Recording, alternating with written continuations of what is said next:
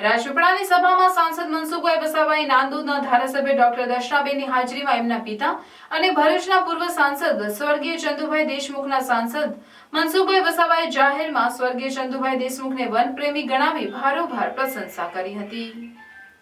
અત્રે ઉલ્લેખનીય છે કે થોડા વખત પહેલા એક જાહેર સભામાં દર્શનાબેનનું નામ લઈ રાજકીય વિવાદ છેડ્યો હતો, ત્યારે ભાજપામાં છેલ્લા કેટલાક વખતથી બંને વચ્ચે નારાજગી ચાલતી હતી, પણ હવે લોકસભાની ચૂંટણી નજીક આવતા ડેમેજ કંટ્રોલ કરવા કે અન્ય કોઈ કારણસર આજે જાહેરમાં બંને એકબીજાના વખાણ કરતા જોવા મળ્યા, જેમાં દર્શનાબેને પણ એમના સંબોધનમાં મનસુખભાઈને આદરણીય લોકલાડીલા સાંસદ અને વડીલ મનસુખભાઈ વસાવા સાહેબ કહીને સંબોધ્યા, તો મનસુખભાઈએ સ્વર્ગીય ચંદુભાઈ દેશમુખને યાદ કરી એમને પ્રશંસા કરી હતી।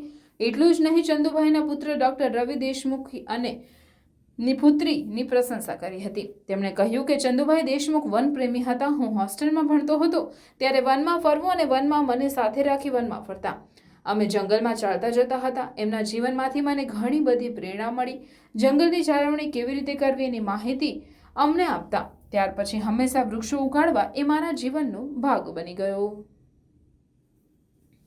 5% લોકો આવા હશે, પણ બધા લોકો અને બધા અધિકારીઓ આપણે માલસામટ તમે જુઓ મુકેશભાઈ, કોરોના આખા દુનિયામાં ખૂણે ખૂણે બેસી ગયો હતો।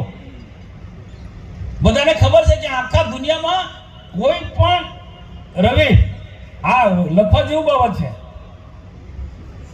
આ રવિ દેશમુખ ચંદુભાઈના સન છે, બેનના નાનો ભાઈ ડોક્ટર રવિ દેશમુખ આ સામે બેઠા છે, બહુ સારું પણ લખે છે। કોરોના બધે એ ડોક્ટર છે, એ કોરોના બધે ગયો, પણ મારા સિંગાભાઈને પૂછો માલ સામોટ એરિયાની અંદર કોરોના નથી ગયો સાહેબ। કોરોના માલ સામોટ એરિયામાં નથી ગયો તો કેમ કે ત્યાં અનેક પ્રકારના વૃક્ષો છે, ઔષધિ પ્રકારના વૃક્ષો છે, વેલો છે, એના કારણે ત્યાં કોરોના નથી ગયો। આ વૃક્ષો આપણું કેટલું રક્ષણ કરે છે। આ જ પ્રકારનું ઠેર ઠેર આપણા આસપાસ, હું તો કહું વનોનું આપણે એવું રક્ષણ કરીએ ને નવા એવા વૃક્ષો ઉગાડે। હું આજે આખા વિસ્તૃત અહીંયા આપણા ડીએફઓ અમને નર્મદાને હું ખૂબ અભિનંદન આપું છું, અને આપણા એ વન વિભાગના